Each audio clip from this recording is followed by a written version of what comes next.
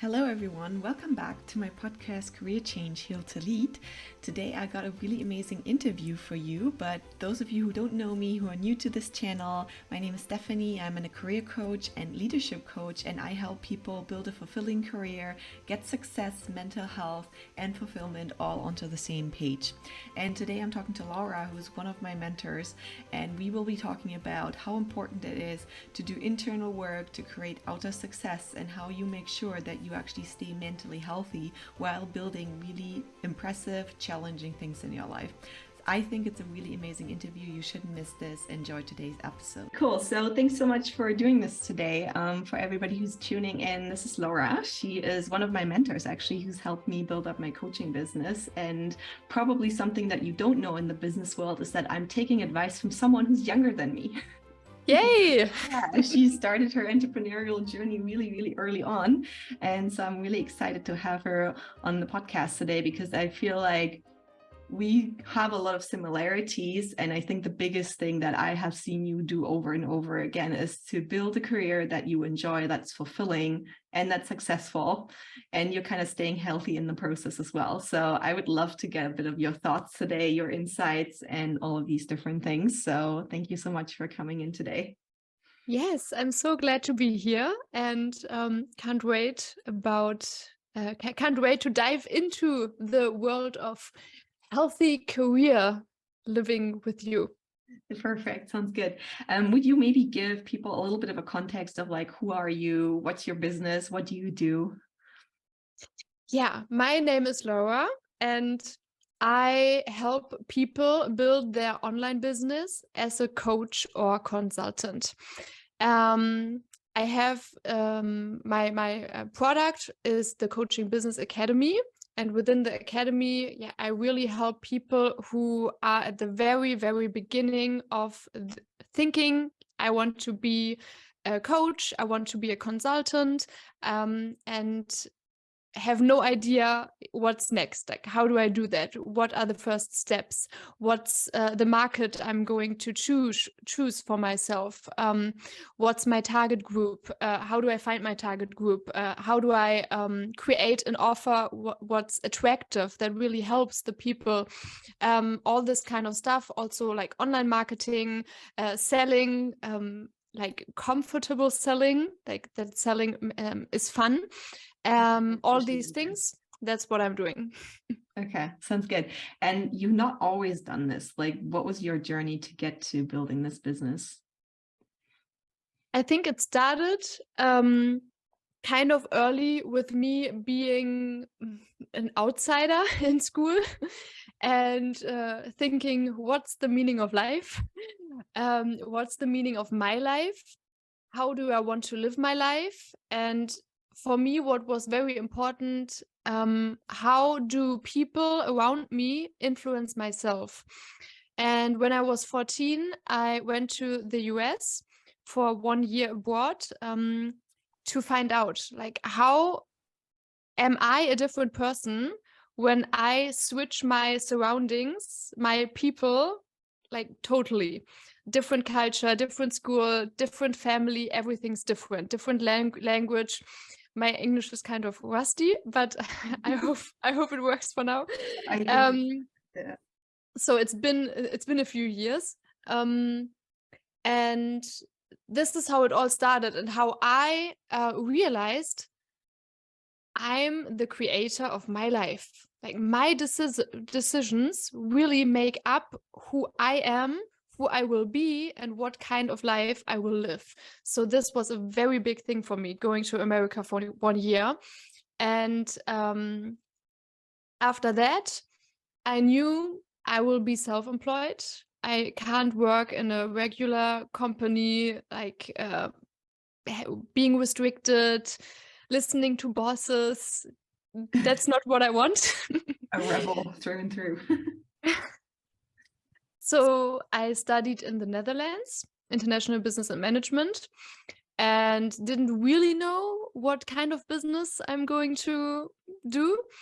But then, as I walked my path and as I lived my life, it kind of like unfolded and made a lot of sense in the end, that I did a lot of coaching stuff and how do humans work and communication, health, mental health, and that's how the Coaching Business Academy kind of started. Like first I was a coach by myself, and then I met my boyfriend, and my boyfriend and I, he was also a coach. We decided to do the Coaching Business Academy, and now it's been, I think, 5 or 6 years. Wow. Yeah, it's really impressive, the kind of things you guys have built. It really is. And would you say, because you said, well, you kind of realized I'm the creator of my own reality. And I think I get that a lot when I speak to clients, that some people are like, well, I just want to get this new job. I want to get this new title. I need to advance a certain way. But sometimes people are not quite sure what they themselves need to in order to get there. So what would you say was, how to ask a question? Like, how do you create your own life? What does that even mean? Because we talk about this a lot in the coaching scene. I think everybody knows what that is, but like, how would you describe that to someone who's never heard about it? I think I would start by, you know how people always have these expectations how a life should be lived: school, going to college, getting a job, finding a boyfriend or girlfriend, getting married, buying a house, having kids, retiring, life is over. And every summer vacation, we go somewhere like to Greece, Spain, wherever. So this is kind of what we learn, I feel, is how we live our lives and how we are supposed to live a successful life. And if you can do that and buy a big house and buy a fancy car and have a beautiful partner, then you're doing even better and you should be even happier. Yeah. So this is how we expect ourselves to live. And this is for some people not the way they want to live. And maybe even I felt like this will be my life until I realized maybe there's more to it. Maybe there's more than doing this normal lifestyle, this average lifestyle everyone's living. Maybe I want more. What's this more? Like, what's my more? What could that be? So this is how it for me all began. Yeah, and I think now that you're saying this, probably a way I would also try and describe it is to say, it's fine to live a life this way, but don't expect that it's going to guarantee you feeling happy about it all the time. I think that's more the thing, right? Like, you got to take responsibility for your choices.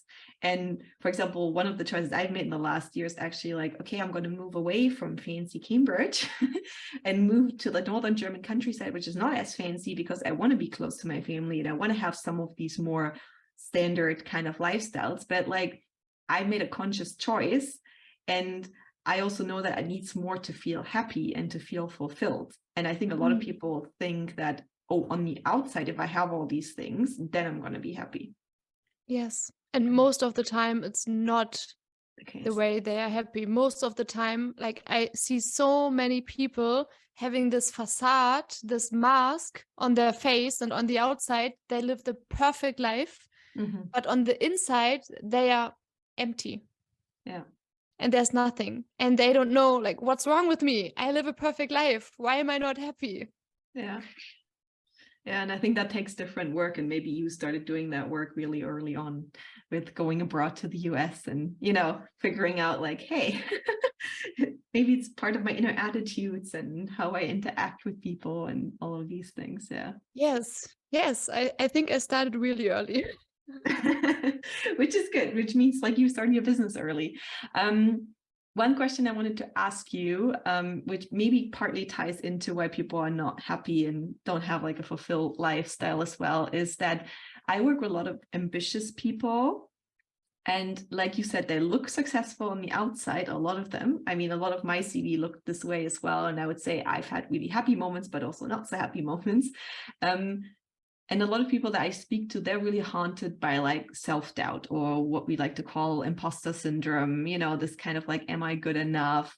And often it even goes to a point where people are so hard on themselves that it has like health consequences, like, you know, high stress, anxiety, tense muscles. I've had people with tinnitus, all of these things. And I think my question to you is, have you experienced something similar? Like, are you a person that can also be really hard on themselves, and how are you dealing with it? And how do you make sure you ease off a little bit and become a healthy, happy version of yourself? Yes, I've been very, very hard on myself from early on. And I also got the, how do you call it? Ich habe die Rechnung dafür bekommen. Yeah, you got the paycheck for that, I guess. Yeah, I got the paycheck for that. So I had to change. I've always wanted to be perfect, better than perfect. And I've always needed approval, like a lot of approval. And I did not everything for that, but I did a lot to get approval and to get the pat on my back from people. Oh, you're doing great. You're such a good example of how things should be done. Yeah. That's like, oh, thank you. But I went beyond my capacities for a long time. And the first time I got the paycheck was when I came back from the US. So I was 14 when I decided to go to the US for 1 year. I was 15 when I went. I was 16 when I came back. And I skipped the 9th grade in Germany. So I didn't do the 9th grade in Germany, but I did the 12th grade in the US because like school level is kind of low in the US. Yeah. And when I came back, I wanted to be with my former classmates again. So I didn't want to repeat the 9th year. I wanted to like be with my old people. And so I was like, I can do this. I can skip this year. I'm smart enough. I'm perfect. I can do anything. And I did. I was able to do it. But I became depressed and I had like very bad backache at this point in time. And at that point in time, I didn't know like the connection. Yeah. And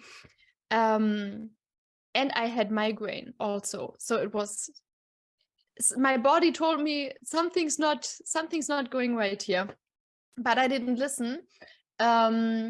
And I moved out. I went to the Netherlands. I went to college, and my lifestyle changed, and I became better because like everything changed, and I became better. And then when I was self-employed, I also hustled a lot. Oh, really? And at one point in time, our business like totally broke down, and I had to hustle a lot. And this was a time when my back pain came back. And I knew, okay, this must be some kind of stress thing. Yeah. I went to doctors, and they also told me, yeah, everything's fine. Like from the physical level, everything's fine. There's no explanation for this. So I knew, okay, this must be me going over my capacities for a long time. I mean, we are amazing human beings, and we can go far beyond our capacities. Yeah. But if we do that for years, it's not working. Yeah, it's not working. Your body showing you the boundaries that you're not setting otherwise. Yeah. Yes, and your body gives you many chances to listen and to do better. Many chances. But if you don't listen for years, yeah. it makes you listen. I think it's really nice, and I appreciate that you're opening up about this so much, because I feel like a lot of people don't talk about this. I think the first time I went through therapy, because I was kind of bordering on a burnout, I also didn't tell anybody at work about this, because I was worried that people wouldn't think like, they can give me a lot of work anymore and these things. But I think that kind of thinking about it just makes it worse, right? It just makes you push through until a point where you just can't hide it anymore. And really, I think you need to just back off and take a bit of a rest. Yeah. Yes, for sure. Do that. Yeah. In all of this, because this is like a big topic that comes up, how do you manage then in these situations to be kind to yourself? I imagine it wasn't an easy situation when the company wasn't doing well and you had to push through and your body was telling you not to. And a lot of people in business and career coaching are a bit like weird about when I bring self-love into the equation. And I'm like, let's talk about self-love. And they're like, I don't need that. Yeah. So I feel like for some people, it's always black and white. Mm-hmm. And okay, I have this pain and I need to change something. So I need to change everything now. But I don't think that that's necessary. At some point in life, it might be necessary when you're like totally fucked yourself up, then you really need a reset. But for me, I didn't need a total reset. For me, it was fine to do little resets in my life and change little things in my life. And these little things really were very big things then, or that turned out to be big things. For example, I realized I have nothing in my life besides my work. I've always been so proud of that. Mm-hmm. I love my work. My work is my life. Yeah, my life is my work. My work is my life. I love it so much. It's my only hobby. Yeah, that's not healthy. No. I'm pretty sure nobody listening to this can identify with that. So that was a realization I made. So, okay, I have my work. I love my work, but what else do I have besides my work? I need other stuff in my life.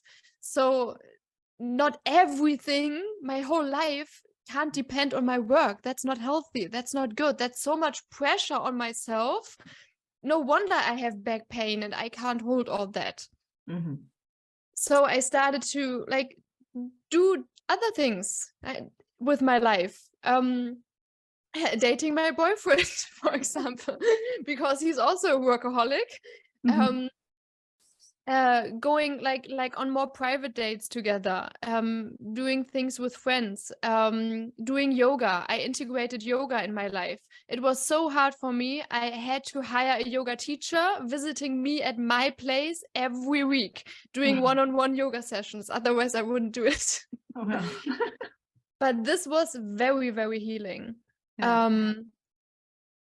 The physical part, but most of all the mental part of it, like taking room for myself in the middle of the day, not working, doing yoga and shavasana and laying there and having like Palo Santo, and that was very healing. Also, I started therapy to talk about my mental health. Also, I started time management. And for some people, this might sound counterproductive, because time management is very structured. But I started the right time management. Like, time management for some people is only the to-dos, only the work stuff. And I started to do time management with my whole lifetime. Yeah, so also free time and yoga and all these other things, doing breaks. And then I realized, okay, I have breaks in my calendar. What am I supposed to do in these breaks? So other problems came up. So, okay, I can't take breaks. How do you take breaks? How do people do that? What am I supposed to do there? And I really started to become conscious about my lifestyle, my habits, my expectations, my patterns, looking at them and changing them, and ultimately finding out what's good for me, what's not good for me, what gives me energy, what takes energy from my body and my mind. Mm. And maybe probably the important question here that I get asked a lot is, what then happened to your business? Because so many people are afraid that when they take that time to themselves, their career is going to go down the drain. It didn't. For me, it didn't magically become better and better and better, but it also didn't go down the drain. Like nothing happened to my business. Mm-hmm. Nothing. Everything was fine. It was all just in my head. Yeah. And due to the time management, I really my mantra at that point in time was also slow down to speed up. Slow down to speed up. And really being in the moment. And when I have an appointment with myself working, being very productive with it, being in the moment. So I did work. I didn't totally reset and do no work or anything. I couldn't actually at that point. But I also didn't need it. I needed to reset myself during the day, checking in with myself. How am I feeling? Yeah. I don't know. And my answer always was, I don't know. How am I feeling? I don't know. Yeah. And this was a learning process. I think this is so important. Sorry for short interruption, but like I have so many clients sitting in front of me saying, I'm so busy taking care of everybody else or my business or my career or my family. And when I ask them, what do you need? They're like, I don't know. I don't know what my needs are. I don't know how I feel. Like I'm not connected with myself in that way. I don't know, in a very long time or ever, right? So it's interesting that you were also saying like you actually had to learn that. Yes. Yeah. Yes, because I didn't know, what do you need? What do you want? I don't know. Work. Yeah. My answer was work. I love my work. I did love my work. I do love my work, but that's not healthy. Yeah. No, it's not. And I think like in the end, probably if you had run yourself into the ground, it wouldn't have done your business any good. No. Ultimately, I would have run myself and my business into the ground, like in the long run. Yeah. So I was able to still work. And I also, it's scary to slow down, to take care of yourself. It doesn't feel good to take care of yourself if you're not used to it. Yeah. Self-care doesn't feel good if you're not used to taking care of yourself. You have to learn that. Yeah. And what did I want to say? Yeah. Oh, but like being afraid of, oh my God, what will happen to my business? And still doing it, still finding out, yes, let's find out what will happen to my business. Maybe my business will boom magically. Maybe nothing happens to my business and everything will be just fine. You have to go into that fear, otherwise you will live with this fear until the end of your life. Exactly. Yeah, and I feel like from what I've seen in most of the cases, when people take that time to balance themselves out and take care of themselves, I would say most of the cases, their business or their career succeeds and it gets even better than they thought it could. But honestly, also, what if it fails or if you leave a job? My opinion is also then it was not the right fit for you. No. I think if you had built yourself a business that would only keep functioning while you destroy yourself, then probably it wouldn't have been the business for you in the long run. Yeah. Yes. I mean, do you want to hold something together and keep fighting for something your whole life that's not right for you? Yeah. No. Yeah. You'd rather want it to break down. I mean, that's hard at that point, but to build something better, to make something better out of it. And I think I mean, this journey with my back pain, it started when I was like 16, 17. Then it became better. And then it came back like 4 years ago, I think. And now I've been good since 2 years. I have nothing. And this process goes on. the process of like right now I'm changing my business. You don't know about it yet, but I'll find out but soon. there will be some changes this year. I did this work and I showed myself, hey, like nothing bad will happen. And even if something bad will happen when you take care of yourself, then it's supposed to happen. You can learn from something from that and do better in the next cycle. Yeah. Yeah, I think it is so important that you say that, because I think sometimes we're also afraid of a worst case scenario that's actually not a worst case scenario in many ways. Yeah. There's two kind of questions I want to put to the things that you've just explained. I think the first thing that I hear a lot is when people are saying, well, building your business in the way that you really like it, or your career, right? It doesn't matter. And even connecting it with something that feels purposeful for yourself. It's more around, well, how do I deal with all that uncertainty? I'm pretty sure you also had phases when there was like so much uncertainty to hold and you weren't really sure how to, deal with it, if it was going to make you a living the way you needed it to. How do you handle uncertainty? Yeah. First of all, it really helps to realize uncertainty is a feeling. Mm-hmm. And you don't die from a feeling. A feeling really does nothing to you except from you feel something. And it doesn't feel good. But uncertainty can feel good. We seek uncertainty sometimes. So like in some context, like we like it. If we watch a movie, we want uncertainty and the like tangling in our body and being like really excited. And we like the uncertainty and the adventure.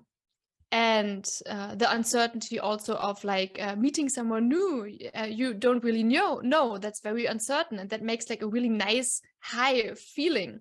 Mm-hmm. And at some, when we don't like it, it's like, I don't like this uncertainty, but it's the same feeling. It's just our interpretation of if we like this uncertainty or this uncertainty. Yeah. But it's the same feeling. It's just a different thought, a different story we tell ourselves. And this, I think, really helped me with my uncertainty. Another thing that really helped me is really diving into the worst case scenario. What's the worst case scenario? The worst case scenario for me could be like I totally drive my business against the wall, everything crashes down, and I need to stop, and I can't afford my place anymore, and my relationship with my partner like goes to hell. What am I gonna do? Well, what am I gonna do? Like most of the time we ask ourselves question, oh no, what am I gonna do? But then I ask, yeah, tell me, what are you going to do if this happens? Like think further. If this would happen, I mean, I have wonderful parents. I would move back to my parents, for example, and start my own new business for my parents, for my child room. How do you call it? Childhood bedroom, yeah. Childhood bedroom, yeah. And I mean, that's not my plan. That's not what I want to do now. But if this happens, I can do that. I will be able to handle that. Yeah. It's going to be fine. You always keep saying that as well, right? That if you look at this part of the world, the worst case scenario is still the best case scenario for a lot of people, right? Like even if you're not making any money, there's still social welfare. There's so many options, like probably not what you want, but in a way that's like gonna catch you. And I think that is important to remember as well, that sometimes there's so much drama going on in our system that we forget that a lot of that is feelings, like you said, but not the reality. Yes, feelings and thoughts. But in the end, a lot of people are very, very privileged, and we don't see our privilege. Yeah. And there are way more people in the world that are not as privileged as I am, for example. Yeah. So I'm really fine. And yeah, my feelings are real. When I'm scared, it feels real. But I'm still gonna be fine. Yeah. And I think this is why it's so important to learn emotions management, because there's not a lot of real dangers for us these days anymore, but it still feels like it, right? So that's why I think it's so important to do this kind of like to do coaching, to do personal development, to really understand yourself and your triggers, because a lot of that is actually fear, old fear, that's not really that valid anymore nowadays, I feel. Yeah. Okay, because I don't want to keep you too long, there's one topic I really want to dive into, which I think is fascinating, and probably goes a little bit into, how are we seeing the business world evolve? Because you are leading your company with your partner, right? The partner that's also your romantic partner. And I know you're very different people, but I imagine like you take on very different roles in your private life, in your business life, and co-leading a company together with your romantic partner. How's that working out? It's very difficult. It's not easy. Mm-hmm. It's a lot of work. Yeah. Honestly. But I wouldn't want to do it without him. Mm-hmm. So there's always two sides to a coin. On the one hand, I really love it because we are so different and we can learn so much from each other. He from me and I from him. And we have different strengths and also different weaknesses, and we can really, really balance ourselves. And it only works, and this is also the hard work part, if we are open to be balanced. If we're not, I'm right, you're wrong. If we are like open to talk, to communicate, open to understand the other party, and not like I want to convince you that I'm right and I want to do it my way, like in business, in private, whatsoever. So talking, really understanding, wanting to understand. We are one unit. We have the same goals. And this is important, same goals. What are our goals? We are very different people, but we do have the same vision for our future. Yeah. If we wouldn't have the same overall vision for our future, it wouldn't work. Yeah. And what would you say? Because I mean, I always talk a lot about like female, male energies in your career as well. And like, I'm going to do a talk next month in Cambridge around how can you be successful as a woman, staying in your female energy, you know? What would you say are the things that you bring into the business that are unique to you or to your female energy? And what are the things that he brings into the business, and maybe are unique to like his male energy? And how is that both needed for the business? Yeah. For us, it's really that classic. So I do bring female energy into the business, and he brings a lot of male energy into the business. I also have a lot of male energy, like with my hustling and like really being successful kind of thing. But the female energy I bring into the business, and I must say, I was very afraid of that part of myself and to bring that into the business. I was a long time. I was afraid of connection. I was afraid of emotion. I was afraid to show myself vulnerable. And you, my customers, taught me how valuable that is. So, yeah, thank you. Because like this, I've always thought, I want to do this business. I really want to do it perfectly well. I really, really deeply in my heart want to help people. And I'm a very emotional person. I'm a very, very caring person, but I'm also so fucking afraid of connection and emotion, and of not living up to your expectations, to my customers' expectations. And this is why I distanced myself. Like I distanced myself from my customers a long time. And also like on Zoom, I feel comfortable, everything's fine, I can control everything. And then we also, that we also sometimes offer like retreats, personal meetings, like a retreat or a coaching day. And this for me was so challenging because my male part, my controlling part, my structured part, which I'm comfortable with, always wanted to take over. But I knew and I experienced that my female part, the soft part, the creative part, the connection part, goes so much deeper and can create so much more than my logical part could ever create. It's so nice. Yeah. And I was really blown away by the impact of like going deep, connecting, showing myself, other people showing themselves. I mean, I also visit retreats and stuff, and it's a journey. Like all the retreats and coaching days I did, all the retreats I've been to as a customer, as a coachee, really led to was a process of me really understanding and allowing this female side into the business. And because I allowed this female side and this connection, and that's also, for example, storytelling, as simple as that. I mean, it's a strategy, storytelling, but it's a female strategy, storytelling. Yeah. Like really showing myself with my story, vulnerable, showing other people like what I learned and my my failures and my successes. It's a female strategy.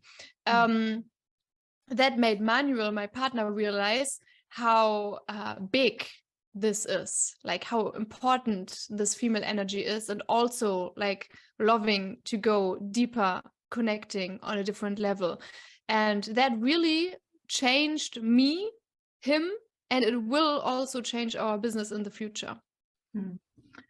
It's really nice to hear that you say that, because I think this is something I struggled with personally as well. I have a very strong male side, and like I've learned this is the way to be successful. And I think for a couple of years now, I've felt this longing to bring that different side in. And people who've seen me on non-business retreats, they're like, oh, you're actually like so soft and emotional. I never knew that, right? Yes. It's probably not a side that people see a lot, but I felt since I've switched a lot of my content to LinkedIn, how difficult for me it is, again, to go into that female energy, because I feel like that is still a space in social media that's not so full of that energy yet. Yes. I would say. Yeah. It's not easy, really. I can at one point, after one customer event, which was very intense for me, I came home and I broke down.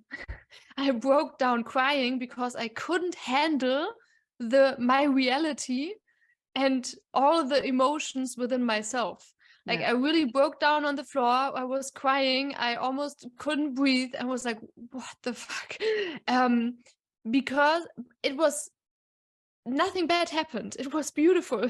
But my mind couldn't handle like, oh, this is also nice and I'm being so loved and I am perfect and I'm doing everything just fine and my customers love me. And it was like, that can't be true. I have to work harder. It was so strange. So that really was a nice experience for me, which showed me like how deep I was into that. No, you have to do better. You have to do better stuff. Yeah.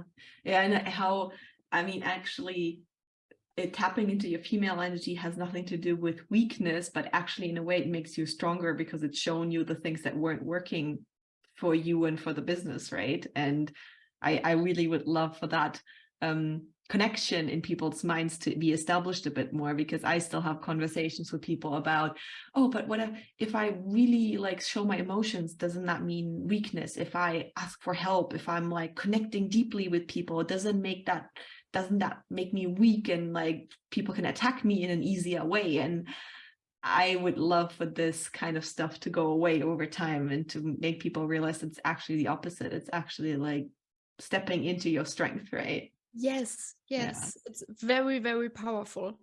Yeah, definitely. Okay. Is there anything you wanted to say about Manuel? Like, what is the part that he brings into the business when you tap more into your female energy? Like, what is it that he brings me back on track? He like, it's really that classic. I like, he's the cup where I can pour myself into. And he gives like a frame, and like I'm a totally structured person, but also I'm a very emotional person, and I sometimes need someone who like asks questions, directing questions, to know like what's going on here, and how can we bring all this stuff going on into some kind of, okay, what are we going to do with this? And Manuel is very, very like hands-on, very practical. So I'm like, I don't know. And he's like, okay, let's do something about it. What's your next step? What's your next step? Channeling it into something. And he's really pushy there, and that really challenges me and the business. And I like that. I think that's good. Sometimes that I don't like that. Sometimes it's too much, but then I tell him, I need a break.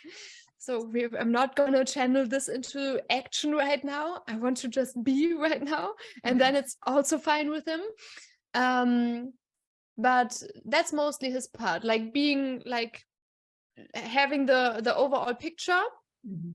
And he's also really he's very experienced in building business, so he really knows what it takes to build a business, and he sees things, and he sees what's important, and he also sees what's noise. But sometimes I have to teach him that this is not noise, this is female energy and connection, and this is important, and this is what he learns from me. It will evolve into something out of the chaos that it is right now. Yeah. For example, sometimes says this is unnecessary. We don't need that. And then I say, yes, we do need that, because we are human beings and we are emotional beings and we want connection. So you are in our academy, and you know that we have a great community. And if we would do it like all the way, all the manual way, we wouldn't have such a great community. Because like I also bring this stuff into our business, which is really important for me, that he doesn't see. And then when I bring it into the business and he sees it, he says, oh wow, this is great, I never would have thought that this is so important and so nice. Amazing. I hope that this is really inspiration for everybody who's listening, not so much that you need to start your own business with your partner, but really to acknowledge that any business, any career that you work in, it's about like accepting and cherishing each other's energies and what people are bringing to the table. And I feel like, I hope that we can bring more of that female energy into the business world, because I feel it is really needed, and it's gonna enable women to have a career in a way that's sustainable to them, right? Because like you said, being too strong in your male energy all your career is not really sustainable most of the time. I mean, I can speak from the same experience. And at the same time, being like totally only in your female energy will also not lead to a sustainable, healthy career, because we also need the structure and the das Gefäß, the whatever. Okay, I'm also missing the cup. The cup, that's true. Otherwise, we would just like go into every direction and nothing would come out of it. So it's like it's the balance. It's about like, I always like to say, like, where are you on the spectrum, right? Like if you're really strong structure male energy, like maybe move a little bit towards the middle. If you're like already super strong in the female energy, then move a little bit in the other direction. That makes total sense.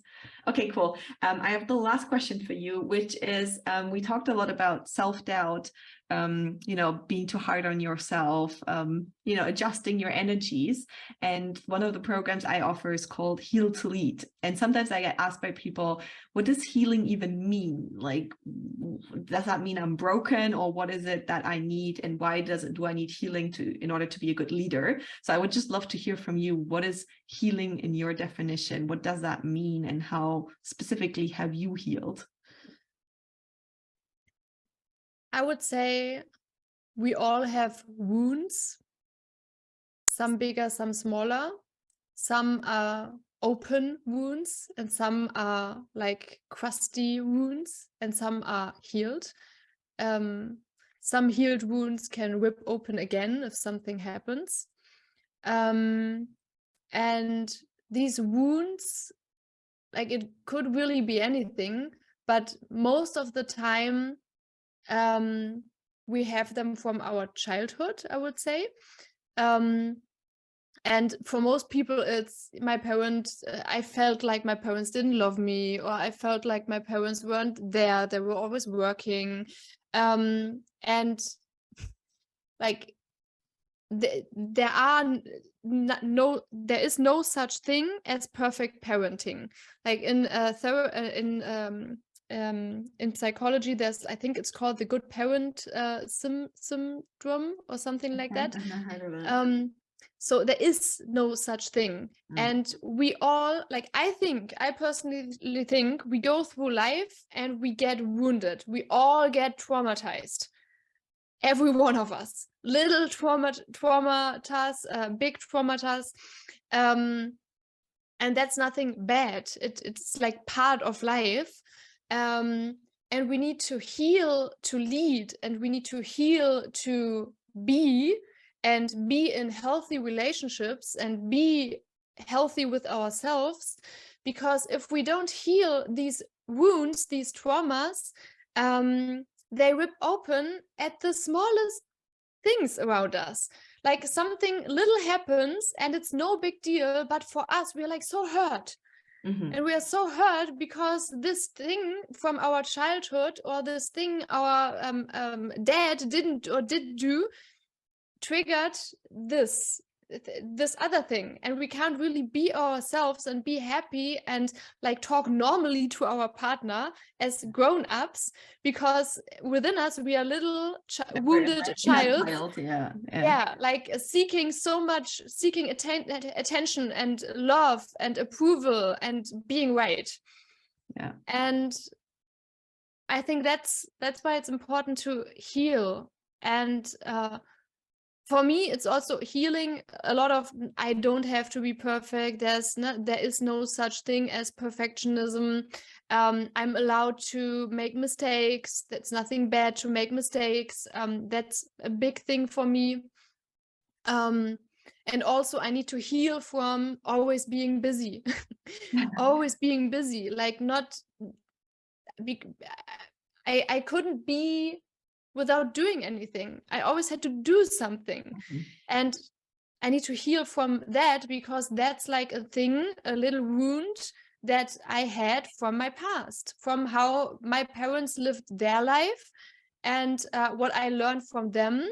And because there's no such thing as the perfect balance, you'll always get mini traumatized in some way. Yeah. And I think the important thing in this to mention, maybe for people who've not worked with this kind of thing, is to know it's not only about necessarily that your parents didn't do anything wrong. It was also your interpretation of what they did and what it meant, and how you've adapted it for your own life. I think a lot of times we forget that now we're grown human beings and we have misinterpreted certain things in a way that it's not really serving us in our lives right now. Yes, totally right. Because that's what I also know. There's no such thing as perfect parenting, even though if you're like totally Buddha, because your child will always interpret your behavior. No matter how hard you try, I say. No matter how hard you try, because this little person, or also like all the people around you, will always interpret your behavior the way they see the world. So you really don't have an influence on how people feel or how your child feels. You can help your child like feel feelings and go through this feeling, but you really can't not hurt people, for example. Yeah, I agree. And maybe this is like a good closing point for people to take away, that I think there is people who are in leadership who are hurt, but they're acting out of like these old interpretations. That's why so many people come to me and say, well, I'm not being recognized. I don't get enough praise at work. And sometimes that's just the inner child that finally wants to be seen. And I think I always call this growing up 2.0, when you realize you can give that recognition to yourself. You are no longer your grown person. You're no longer dependent on your surroundings to give you anything in a way. And you can actually, learn how to heal this in yourself, because I think that makes strong leaders, in my opinion. Yes, Yeah, for sure. Yeah. definitely. Okay, thank you so much for sharing your journey with us. It was really inspiring to hear that, and also to see that on the one hand you have a successful business, and on the other hand you've done so much internal work, and it wasn't always easy, No. but it was probably also the key to get you to where you are in your career. Yes. Yes, it's the key to where I am, and I regret nothing. Very good to hear. Perfect. Thank you so much for being here, and I hope you're going to have a great night. You too. Thank you so much. Thank you. Wow, what an amazing episode. I hope you enjoyed this today. I think it was some really, really cool pieces of advice and insights in there. And I think it's always great to hear from people who've done the journey themselves, who've walked the talk. And I hope this is inspiring to you. As always, I would love to hear from you. Write to me on Instagram and LinkedIn. Send me a message how this resonated with you.